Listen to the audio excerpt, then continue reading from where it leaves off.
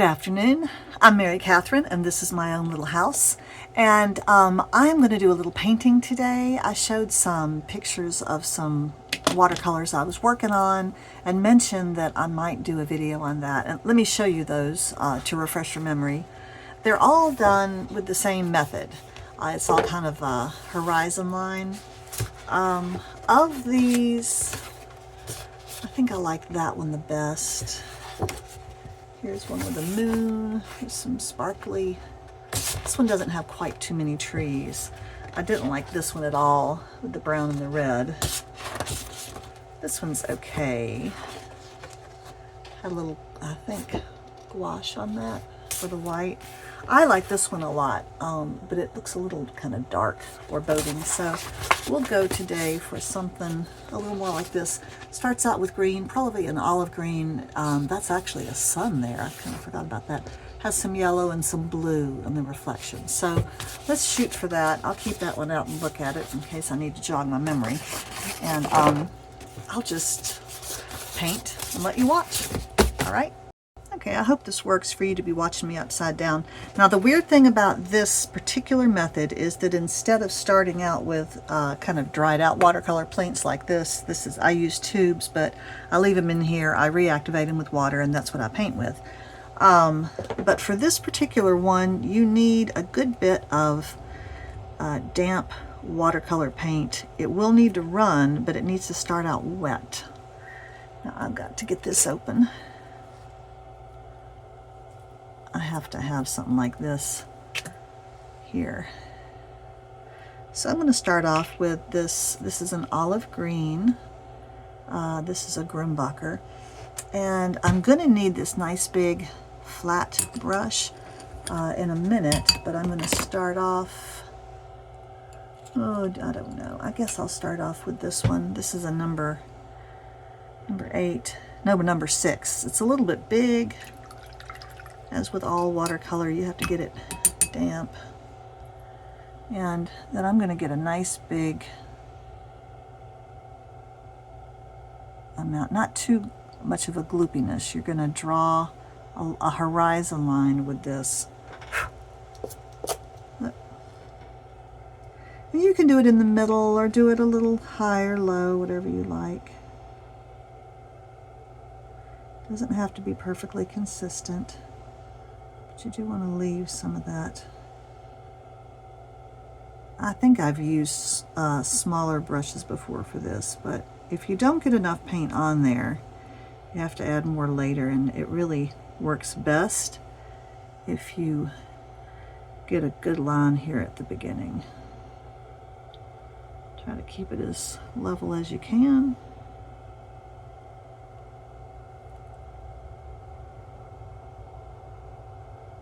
It doesn't have to be consistent.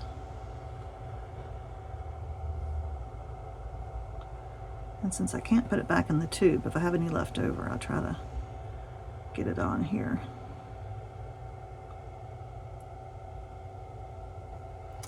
All right, let me put that top back on. Now, this is the fun part. I'm gonna leave that brush in case I want it later. So now I'm gonna tilt this up, and you really want to put it at a steep angle. I'm going to get a lot of water in this brush, and you're just going to drag it. And I'm wetting this brush and not even flicking it off. And if it goes off the top, I don't really care.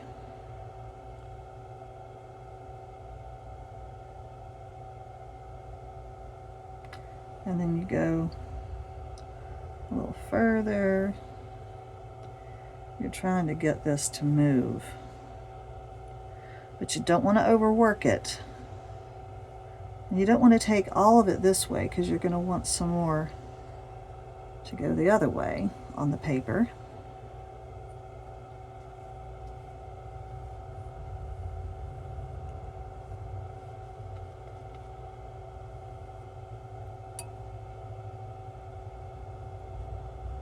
And go back and kind of pull on it while it's still wet.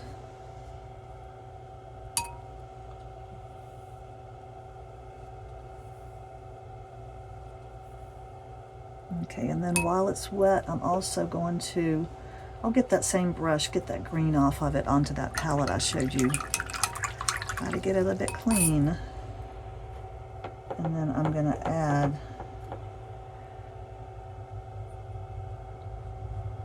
bits of yellow in here.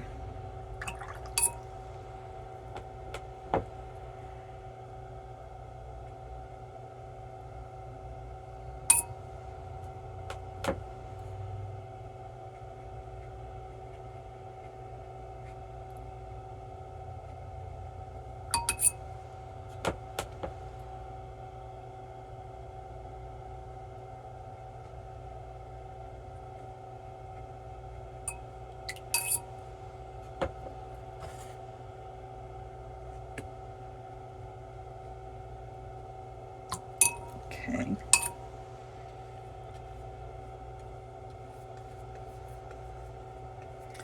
I like watercolor because it is so forgiving.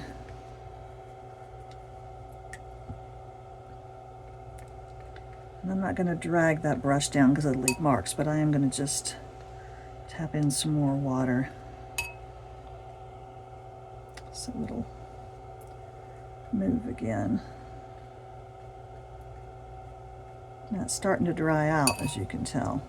But sometimes that gives you interesting shapes where the wet pigment hits dry paper. It stops in interesting ways and leaves you shapes down here that can be trees and stuff.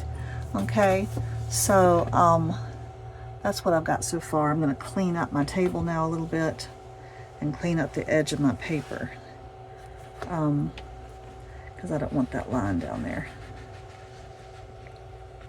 All right.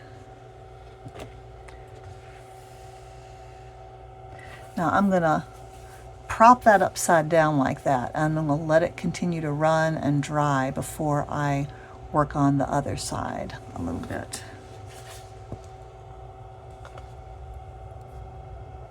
Okay, and now I'm just going to do exactly the same thing. I've turned it upside down. I'm going to take my wet brush. Now this will be the kind of the reflection, I guess, reflection in the water or whatever, so it doesn't have to be quite as intense as you know, the trees or whatever I'm going to have in the top. But I do want to pull down any large amounts of that green pigment that I still have left. I can always make it darker later.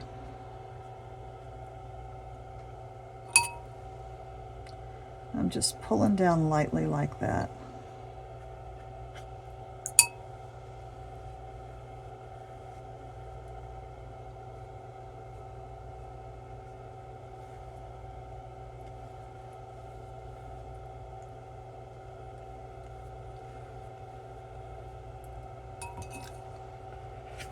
Okay. Now I want to get some blue in there, and I want it to be fairly intense. This is cobalt blue, Cotman, Winsor & Newton. I'm just going to dot this in here.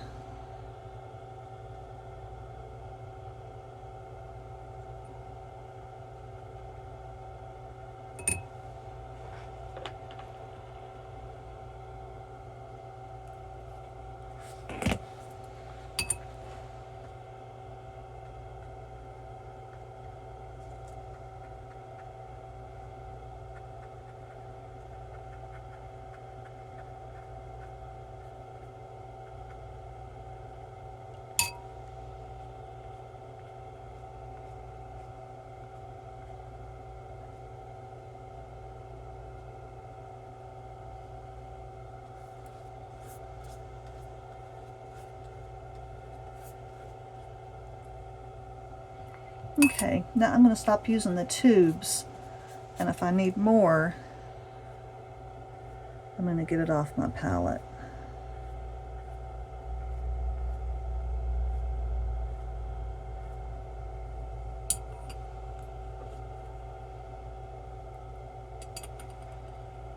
This is that same brush.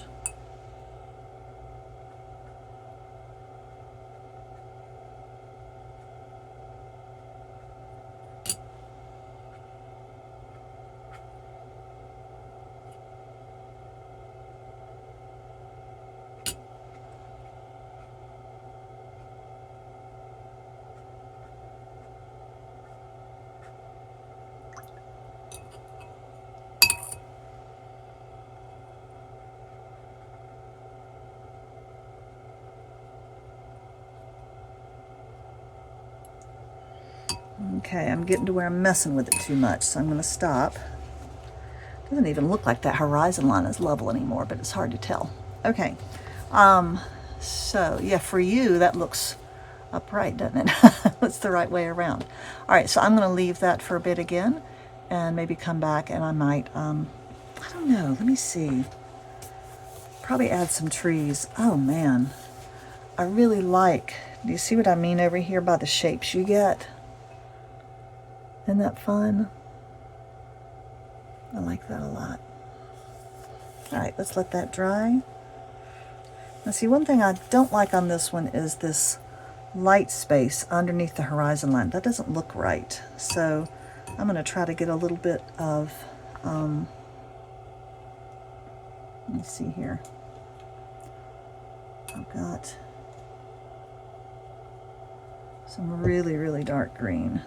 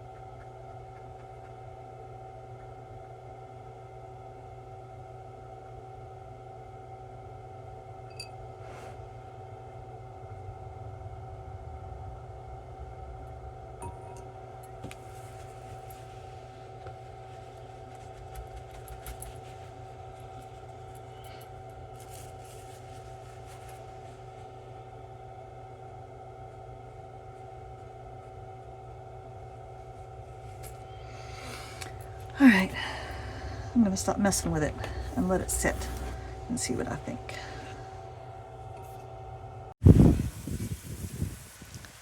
The forsythia has started to bloom.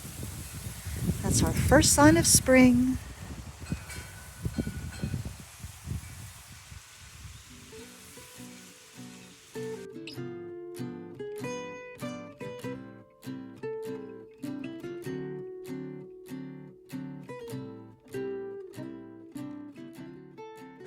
The plant blooming the most right now are my hellebores or Lenten roses.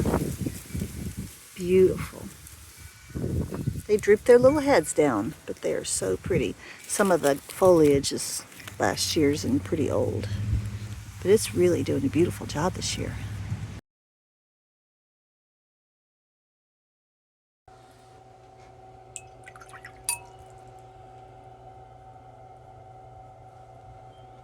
This is a slightly darker orange yellow.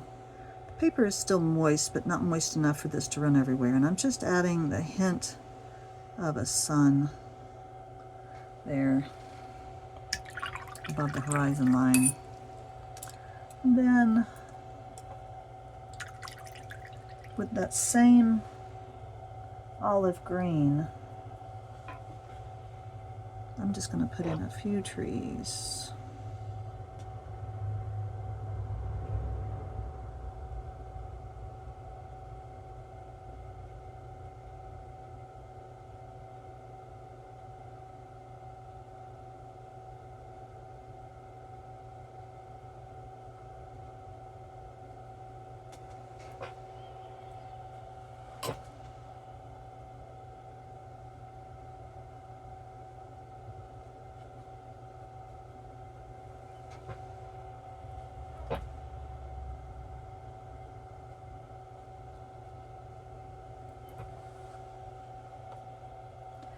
They say that odd numbers are best, and that may be true.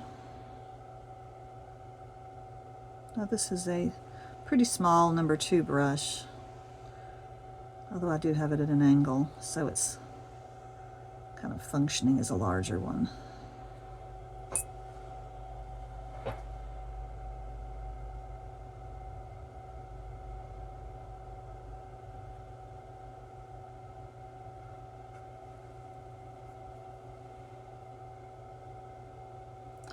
Using the same color, the olive makes it blend into the landscape more. I don't really want these trees to dominate. They're just to give the pictures some kind of recognizable structure that the viewer can kind of say, oh, a tree, of course. If it's a tree and a sun, then I know it's a horizon line. And then I think we'll just put one over here.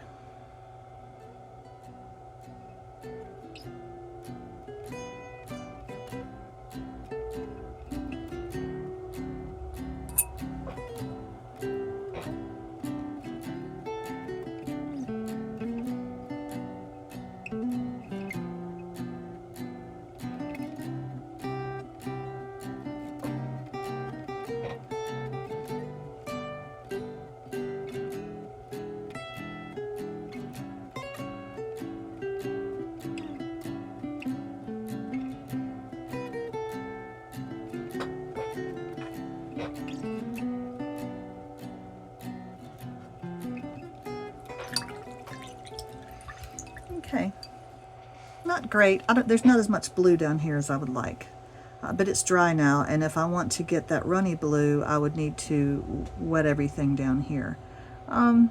So the only thing that's still damp is this is a little damp, so I can still draw it down a bit.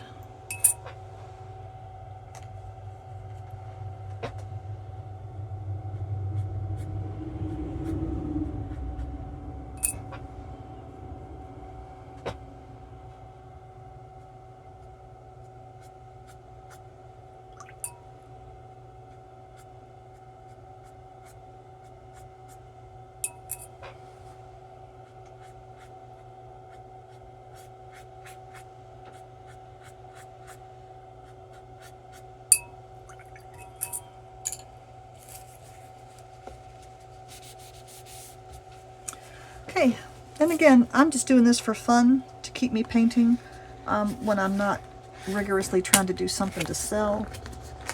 And so it doesn't have to be perfect, it doesn't have to be great, I'm just enjoying myself. So there's our painting for today. I hope if you are interested in watercolors, you will give this a try. And truly, this took all of 10 minutes, so it's not a big time investment. It's worth it to have some watercolor paper and just some watercolor paints. You don't need to have a big palette. You do need a tube or two for this. So there you go.